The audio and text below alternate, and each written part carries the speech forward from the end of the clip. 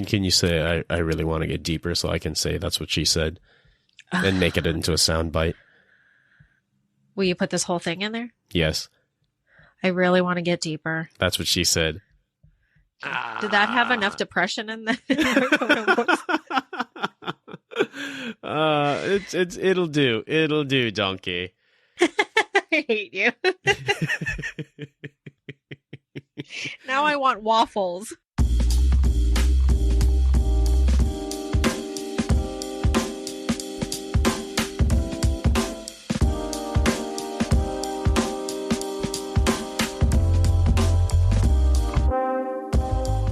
Welcome to Chicken Adobo for the Soul, where two siblings talk about life like they know what they're doing. I'm Rachel. And I'm Terence.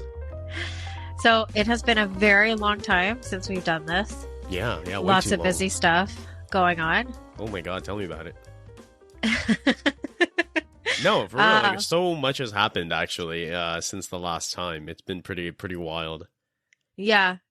So on my side, I'm happy to report. I like saying it, things like that. I'm happy to report that Marcus and I are expecting our first child. Woo! Congratulations. Very, very excited. Thank you. Heck yeah. Thank you, Uncle John. Yes, indeed. Thank you. Thank you for calling me that as opposed to Grandpa. A grunkle?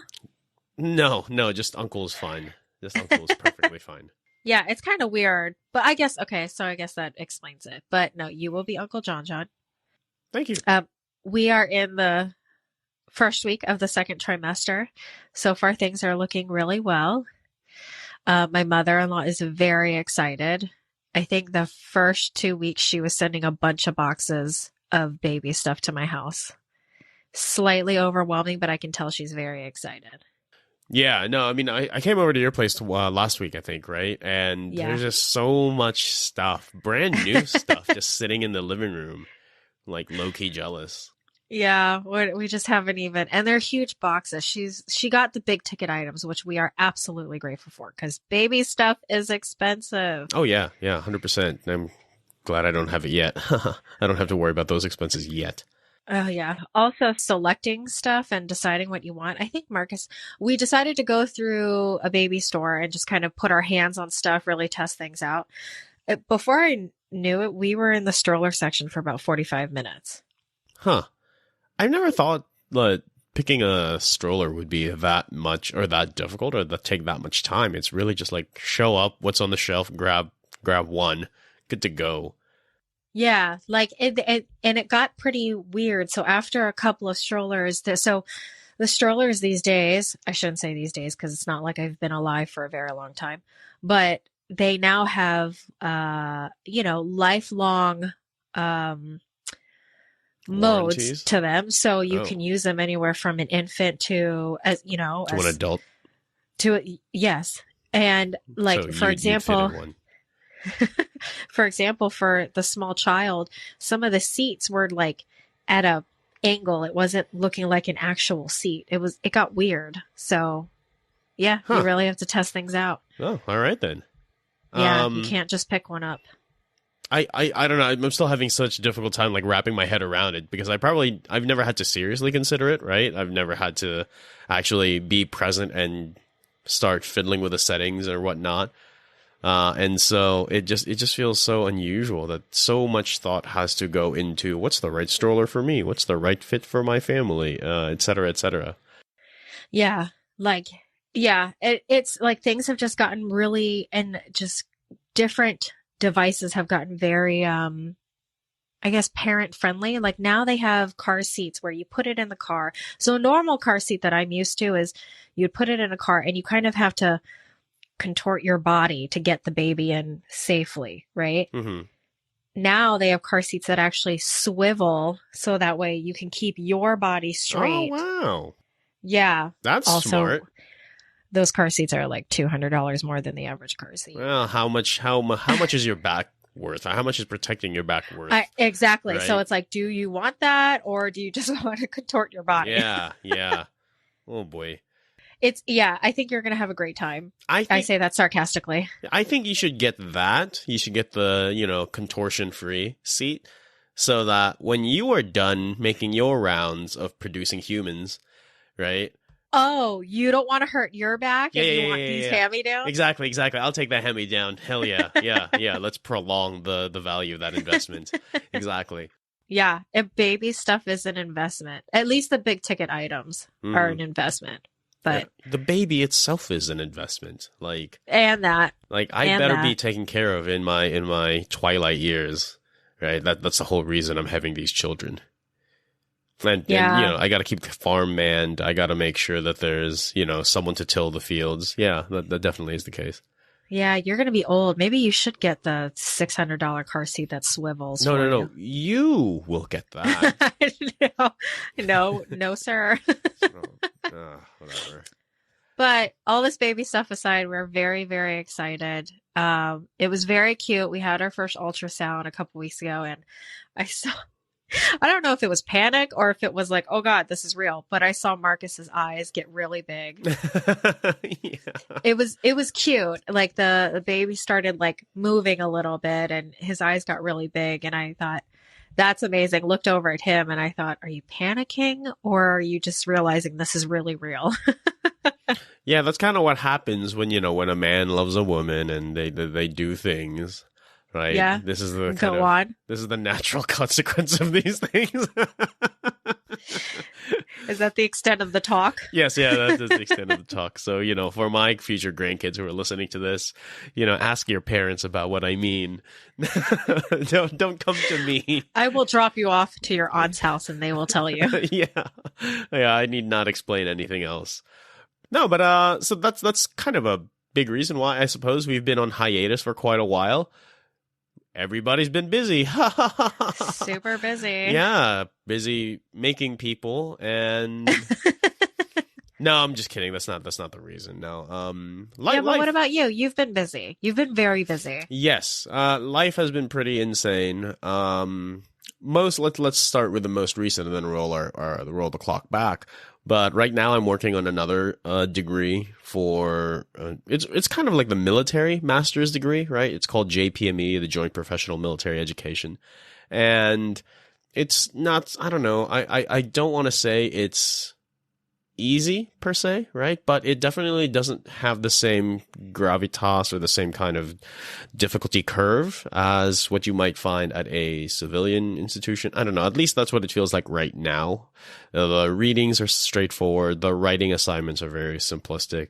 And again, this is not a knock on the military education system. You have to consider again that a lot of people who are taking this course have been out of an academic environment for a long time. Right. And they're, trying to get people ramped back up to speed. So these first few months, I imagine, are going to be fairly simple. And I'm excited for, when we get to the more juicy / meaty content. Right. To that comment, are you the youngest in the class? No, goodness, okay. no. Remember, I started a little later in my military career, right? So, there are late 20-somethings in the class. I am in my mid-30s. Solidly in my mid-30s. And I don't know, I'm not the oldest in the class by any means, but I'm certainly not the youngest either. So There's that going on right now. My elective for next semester is a course on the introduction to digital history. That's something that got approved, and I'm going to be teaching 4 classes next semester. So I'm pretty stoked about that, but at the same time, man, that's a lot to juggle. 4 classes is going to be about 85 students or so, plus JPME, and then plus making plans to transition out of the academy, getting ready to move, right? So I'm going to have to probably sell my condo or, get a property manager. Sorry, not you. I did, for background. He was thinking about getting a property manager. I was like, well, I did that. I can help, but I do understand that, not mixing family and business. And actually, since you bring that up now more so, I don't know if I could even do it. Yeah, you're going to have to manage your own property, aka those children. Hey, just kidding. Kids are not property. For legal reasons, that was a joke.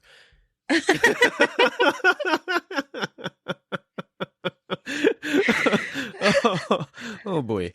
And then now going farther back, I was actually in a fairly romantic relationship, actually, right? Very, very fortunate and very happy that that all happened. Not happy how it ended, or that it ended. So I guess, spoiler alert, we're broken up now. Very short-lived, whirlwind romance, one might say. And it was really great while it lasted, I'd say. Met through a mutual friend. And so she is the roommate of a friend of mine from grad school. And my friend from grad school had just moved into this new apartment, had been there for only a couple months. And after they've gotten to know each other well enough, she was like, you're just like my friend Terence. I bet you two would get along really, really great. And sure enough, the first time we all got together and got introduced to one another, we went to this soccer game. I can't remember what German team it was, came to DC to play the DC United team. Stomped them, by the way, because Americans are not great at soccer. And by around, I don't know, like 7:30, 8 p.m. at night, while the game's going on, she and I still had our sunglasses on.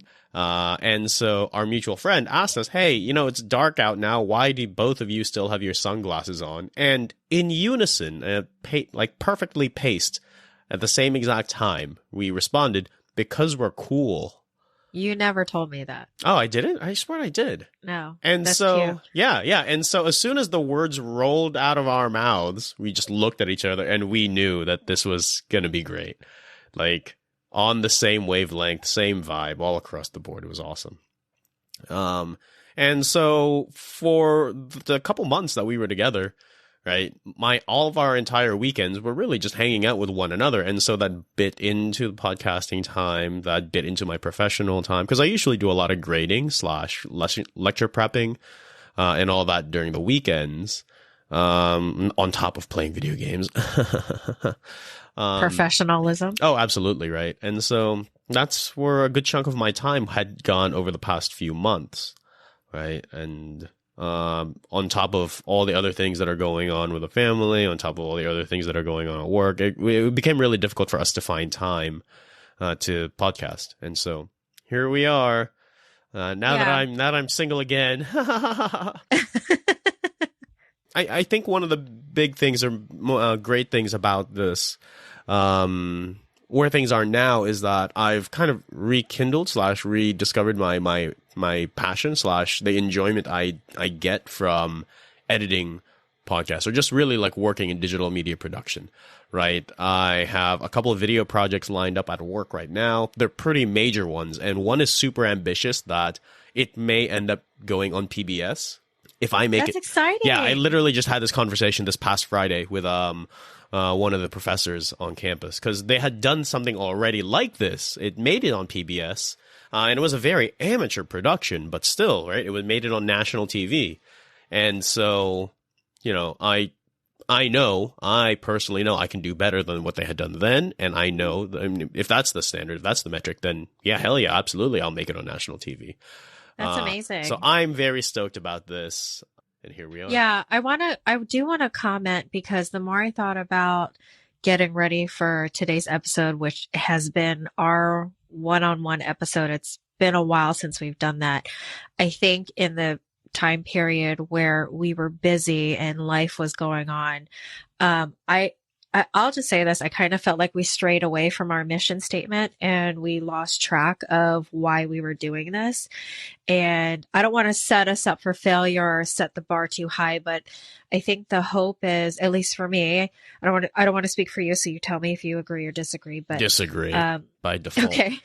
John texted last week and was like, do you want to record? I'm ready to get back on the horse on this. And I realized, we should really be sticking true to our mission statement and doing this again. And I think now I don't know if you remember me commenting to you, but I think it's time to get a little deeper. Like, let's really unlock some things. I think that it'd be really exciting to learn something about each other and learn from each other. Different perspectives, opinions. Obviously, that's why we're doing this. But I felt like we were losing that therapeutic mission for this, which is really for us. Yeah. And I don't feel like we were really cracking the shell and getting deeper in there. I think the unspoken fear was that we maybe were too scared to get too deep. At least that's for me, but I'm ready to really get deeper and really talk about some of the things that people don't really want to talk about. I suppose I agree. I mean, I'm just happy to be here. I'm just happy to be in front of the mic again, and I'm happy to be going through this process and deeper. It's better where it's. Wait, hang on. How does that song in Little Mermaid go? Oh God. Oh no, never mind. There's nothing deep about it. It's just better where it's wetter under the sea. There it is. Wow. Hey, this is a children's movie, okay? Let's not think too deeply into it, okay? That's not the kind of depth we're going for. I see what you were trying to do, and I appreciate that. You're welcome. Thanks. But no, anyway, no, please, if you want to kick us off on this week's topic or this week's conversation. Yeah. So this week's topic came up because John, who else? Myself and our other siblings were talking about more of a personal family issue, and it kind of sparked discussion. I guess you and I were presenting sides to our sibling, and I realized, okay, John comes from a different side. I'm coming from a different side, and I guess it sparked into cynicism versus naivete, and I thought that was really interesting to talk about. So then I started doing a little bit more research, trying to see what side I actually stand on.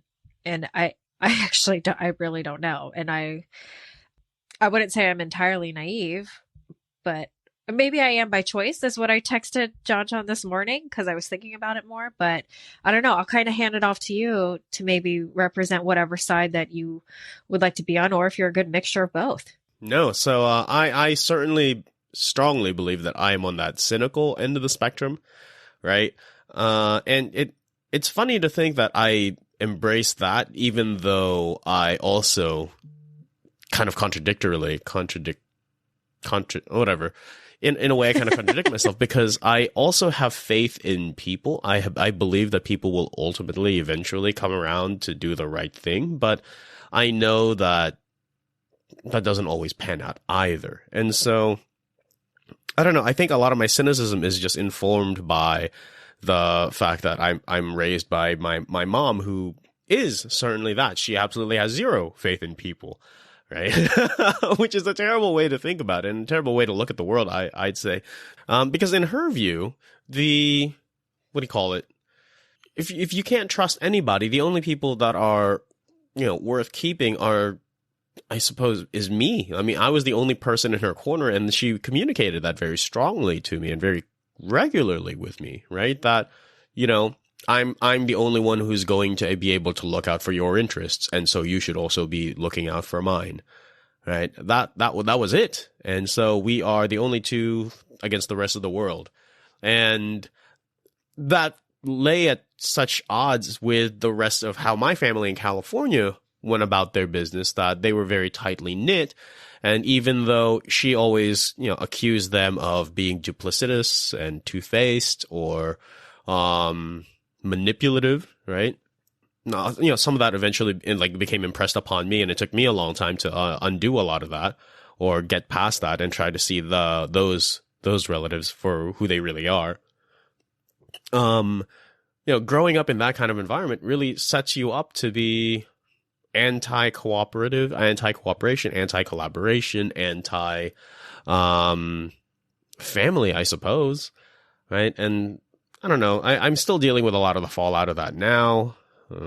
Partially helps explain why I'm single for so long, or why I remain single, right? And yeah, I am cynical. I'm much more cynical about my outlook on the rest of the world. I could see some of what you said, I guess, kind of explains a lot. I do think that you are moving on from it, because I think as we've gotten closer since you've moved to this side and as we've communicated more, I will say, I think you've chosen what part of the family you want to get closer to. And I think you still tread lightly with certain things. And I think I know you tread lightly around us with certain things. And that's fine. That's kind of, I hope, which I've explained to our other sibling, is, the hope is obviously all four of us are really true and open, honest because that's your best allies. That's what I believe. And I believe that's why I feel like there's a whole other conversation with siblings. I think that as I read just briefly into both definitions, I think that based just on personal experience, I think I'm more on the cynical side than I thought, just because I feel like I have met a wide range of people, and sometimes I just don't have faith in humanity. And sometimes I think that's why I have such a close-knit circle. And it's there are times where it's just, I rely on Marcus way too much to try and, I don't know, maybe open my eyes or maybe restore my faith in humanity.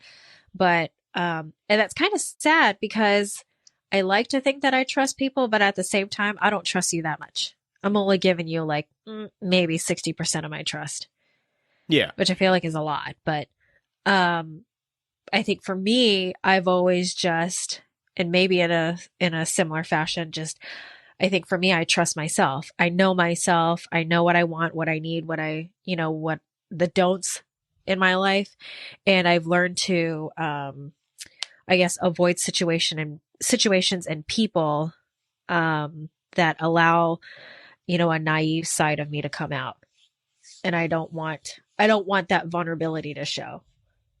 Yeah, and that protection or protecting ourselves from being exposed to those kinds of dangers, right, I think that's pretty natural. That's pretty human. That's a common defense mechanism across the board, right? Where we just I don't want to deal with being hurt, and I find the dynamic kind of interesting. Now I've been thinking about it, that, in the property management business or the hospitality business, you are meeting a billion people. You are meeting tons and tons and tons of people, but, like the degree of engagement isn't necessarily like the deepest, I'd say, right? It's right. You have issue A. Okay, cool. Let's take care of issue A. Have a good day. Bye. See you later.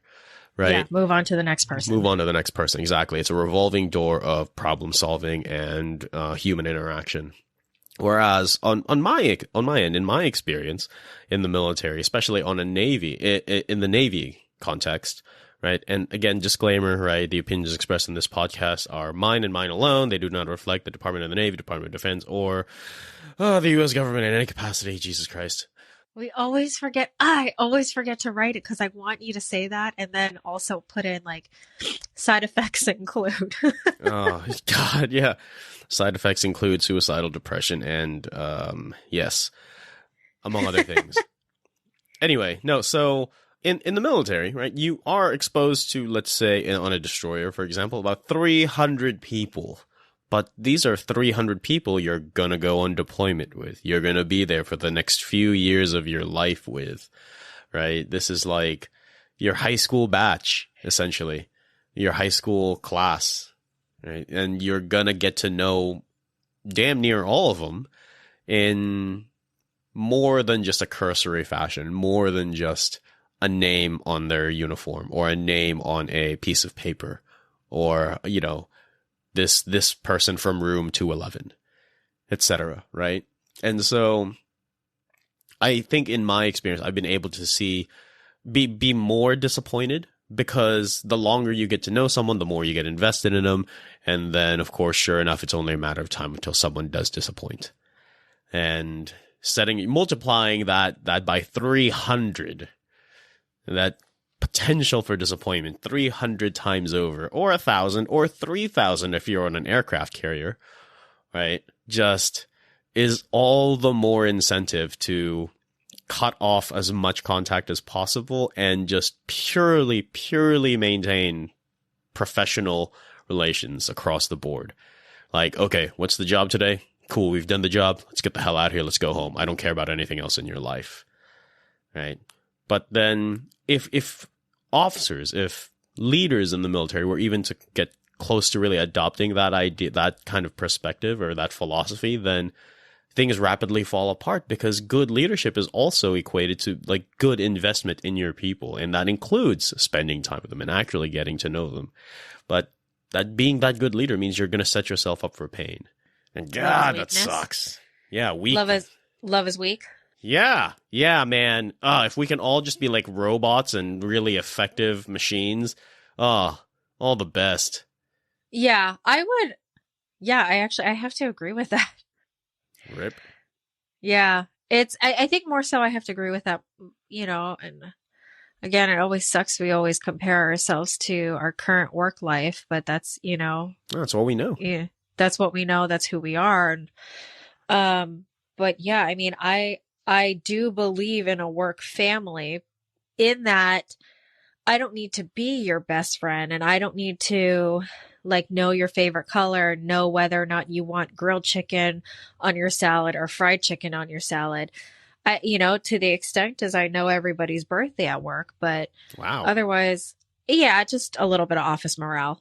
But being a robot at work, like you kind of, yeah, with the people that I've encountered, even though it's very superficial, like, hey, what's your problem? Great, let me solve it, move on. Who's the next person? Being that robot is very important. And I guess I'm surprised that I agree with you on that. Yeah, actually, I am too. Because when we first pitched this idea of cynicism versus naivete, I was like, yes, I am squarely in the cynical corner, and Rachel's squarely in the naive corner. And neither of these are good, right?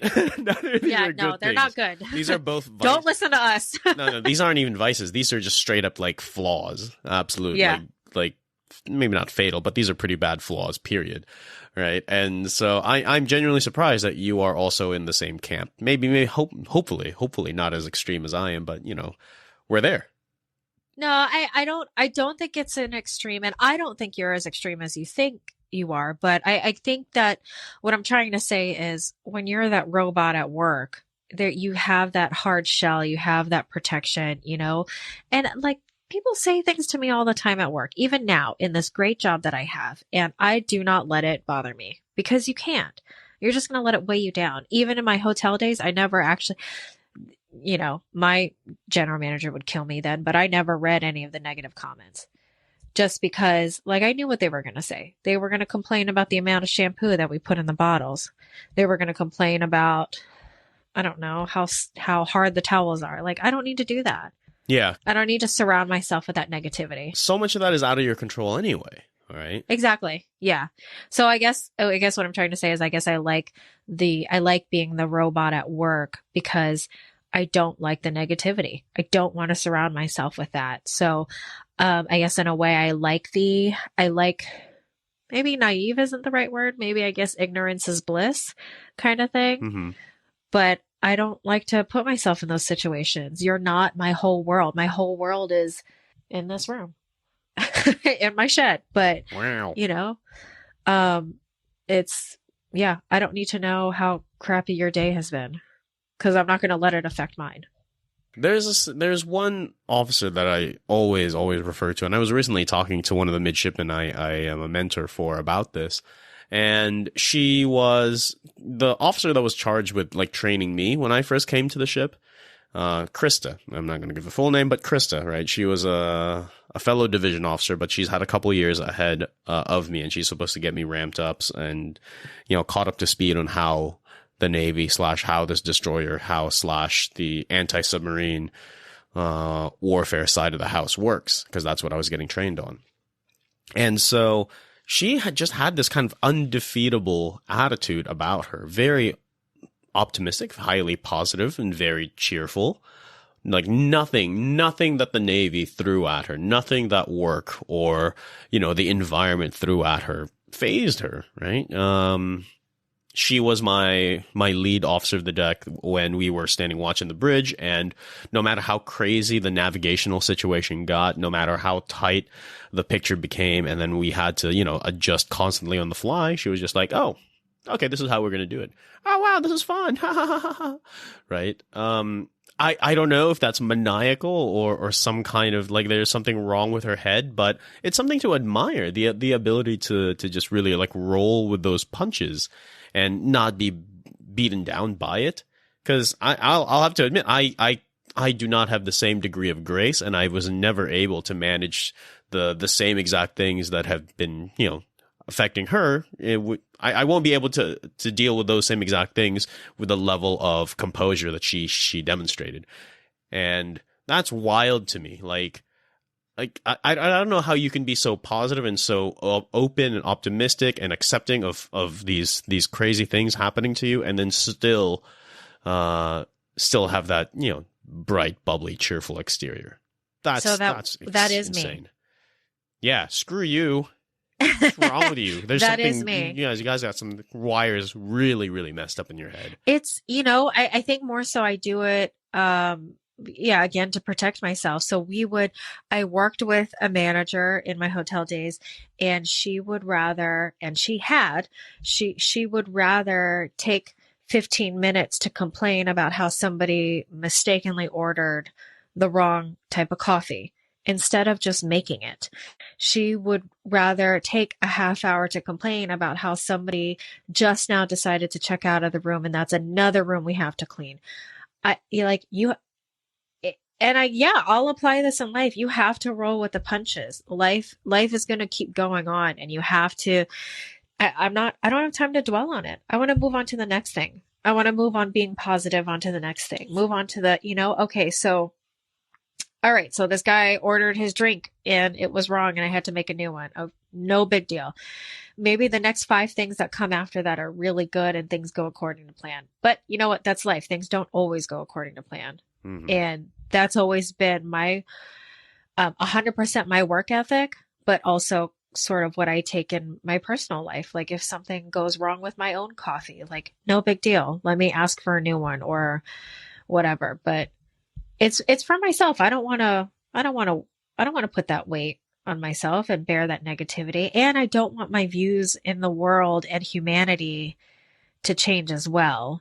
And I know that sounds like I contradicted myself with my earlier statement with my lack of faith in humanity. Yeah. But I guess with that, I've learned to navigate through this maze of different humans and their different personalities. And I'm okay with that. It does seem like a lot of work on my part, but I guess anything to stay positive. When you mentioned the example of that lady who's going to complain and complain and complain when the solution is going to take less than the amount of time it takes to complain and get a proper solution or get a proper response from management, right? I feel like that's one extreme end. The other extreme is just you like dealing with it, right? And then, keeping the smile on your face. I want to believe, I want to think that I hopefully fall somewhere in between, because I am going to constantly bitch and moan about how shitty life can get. But as I am bitching and moaning and complaining, I am trying to actively make a difference or actively trying to fix things.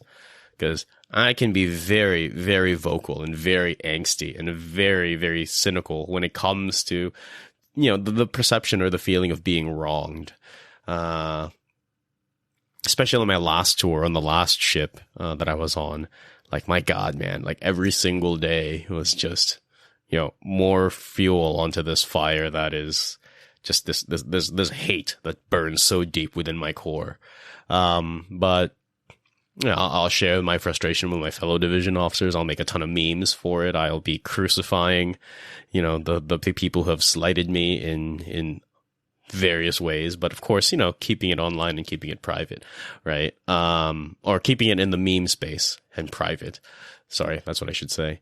But I'll still show up to work and I'll be like, yes, sir. Yes, ma'am. Yep. All right. We'll take care of it. We'll yep. Roger that. We'll get it done. No problem. And then turn around and instantly make the worst memes and just. Is there a specific reason why, or is it just impulsive why you hold on to that type of hate and negativity rather than let it roll off your shoulders? I don't know. It's been nearly 3 years at this point and I'm still holding on to it, but it might just be because it's so fundamental to my identity as a surface warfare officer, right? That we are just a constantly bitter batch of people and we're very vocal about it. That's kind of what our community is known for in the military. And, meanwhile, pilots are jocks and they get the coolest they got the coolest job, I guess, right? Flying fast, being tactical. Submariners are equally pissy about their job, but at least they get paid a lot more than we do, so they can wipe their tears with their $100 bills, right? Meanwhile, I don't, and so on. SEALs just get all the loves, and they get to do all the cool stuff anyway too, so they're really not complaining, et cetera, et cetera. But for us, kind of get the short end a little bit, and hey, I don't know why I hang on to it for so long. I think it's just comfortable to do so. I guess I think it's like familiar. that. Familiar. Yeah. Familiar, and it just feels good to be able to hate on something, because I don't know, like loving something takes more work. Okay, I could see that. I've been told writing about love is a lot more work, takes a lot more emotion, a lot more mentality. Put yourself in that headspace. It's interesting. Like I guess I'll pose to you, let it go. Don't let that hate dwell on you. Let it go, Elsa. No. No. Like that Let scene, it go, Elsa. scene out of the Lord of the Rings. Cast it into the fire. Cast it into the fire. No. No, I don't know, man. I feel like I would be betraying my previous self for wanting to let all this go, because they were so deeply and passionately attached to this hate, and Don't you feel like it's weighing you down? No, it keeps me sharp. My hate keeps me strong, just like the Sith.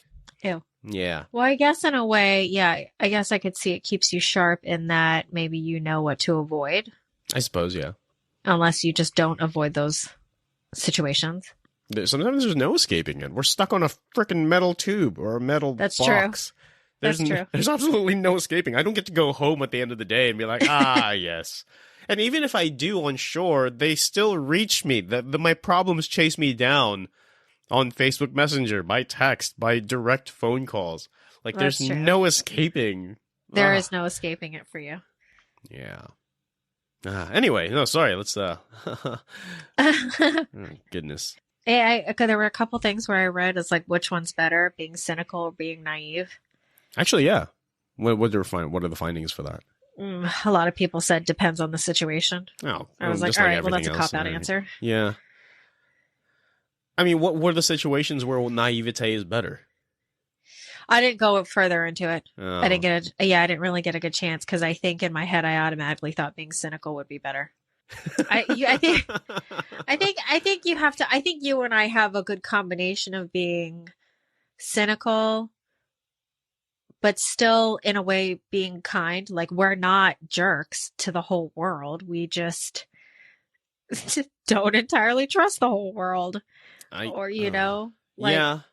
I don't know. Like, I'm not, I know that I lean more towards being cynical than naive.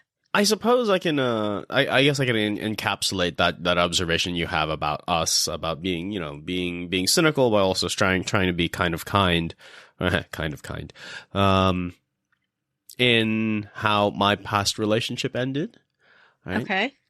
Pretty gracious. I feel like I'm pretty gracious when it comes to being slighted or being wronged, right? And so, yeah, I mean, you're not. I have to agree with that, because you're not slashing anybody's tires. No, I don't think I will. But no. So in the relationships case, there were three separate times where alcohol became a significant problem, or a problem that really required a proper sit down, and address it. Right. And each of those times we had a fruitful conversation, and then the takeaway points was, won't happen again. Right. But that happened three times over the course of 2 months. And on the fourth time, and arguably the worst instance of it, I'm done. I don't have the patience for this. Right? We're both adults at this point. We should have better grasp of who and how we are, how we conduct ourselves. And after 3 serious conversations about how to avoid this or how to not have this happen again, on the 4th time, I don't have the patience to deal with this anymore. And so when it comes to that cynicism and that edge and that unwillingness to engage, I broke up with her over a Google Doc. I didn't give her the courtesy of a phone call or actually do it in person, partially because I didn't want to expend any more energy towards it. I've committed a lot of energy in the previous 3 times the problem came up, and clearly it wasn't my efforts weren't being reciprocated there. So cynicism, yes. Degree of kindness, a lot of that kindness went out the window. Like I just don't have the patience. I think you've exhausted the patience, though. So I think at that point now, like I had some thoughts on the Google Doc and I guess I should say this. I had some thoughts on the method you took of breaking up with her, just in that really a Google Doc. Yes, really a Google Doc. But I get why you did it and the level of detail that you put into it, because you had exhausted all of your patience already. I mean, from what John has told me in the 3 instances, I mean, the only thing I got to say is, come on, like, we are adults. Like, what are we doing? Yeah. I'm here ready to look for the love of my life, ready to start, move on to the next step, the white picket fence, all that good stuff. And it's just kind of like, I'm not in this phase anymore. Yeah. I'm not in this phase where alcohol is water. Mm-hmm. Yeah, and so I agree.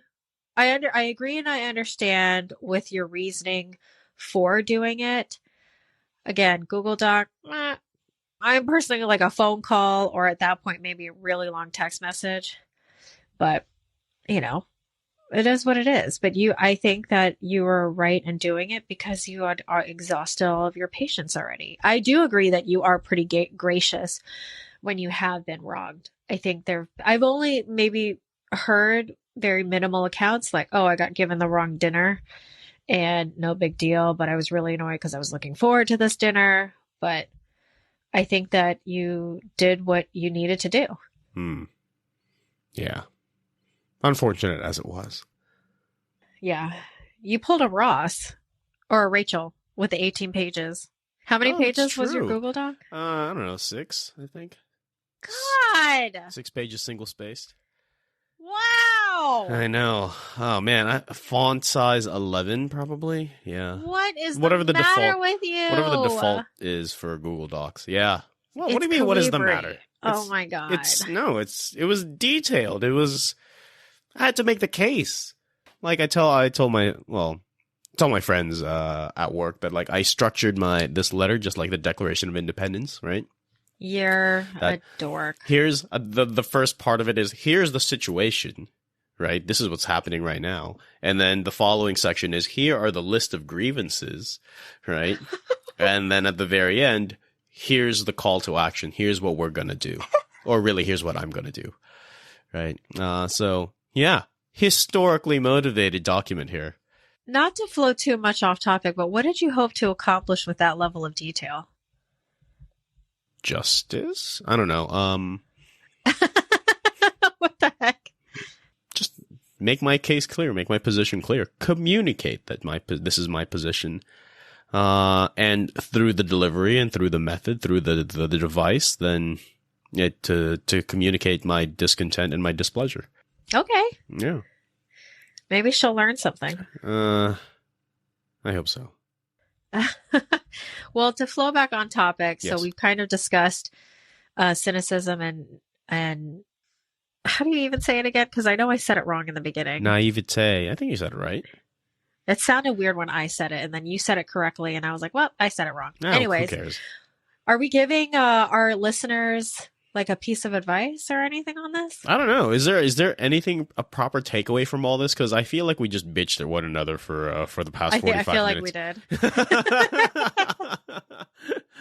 No?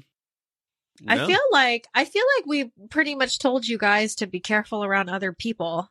I guess. I mean, everybody falls somewhere on the spectrum, right, of cynicism versus naivete, and I think just like that article you read, like your stance ultimately depends on the situations that you've faced, that you've dealt with. I'm sure that there's an absolute proper, healthy, truthful way to go about personal business that isn't cynical or isn't naive, but I don't know if anyone's properly 100% figured that out. We're just going with the thing that works for us at the time. But I do think it's important to handle it with grace. Sure, yes. Whatever that means. Yeah, exactly. Whatever that might mean.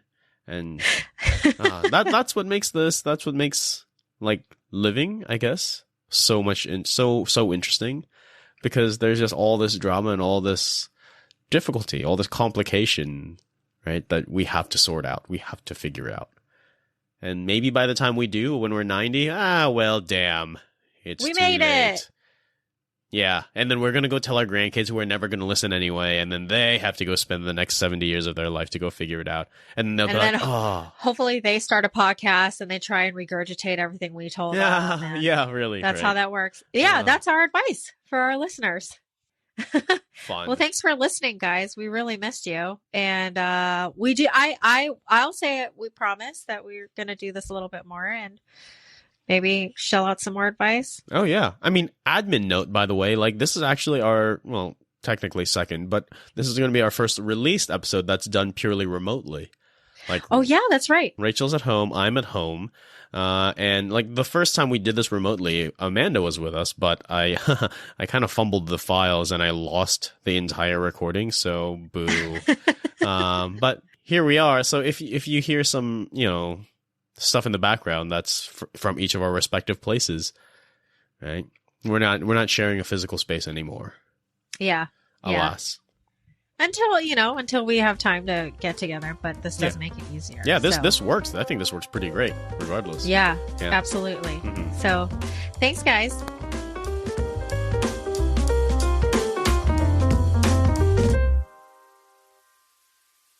And Rachel has, finally sorted out the human making process.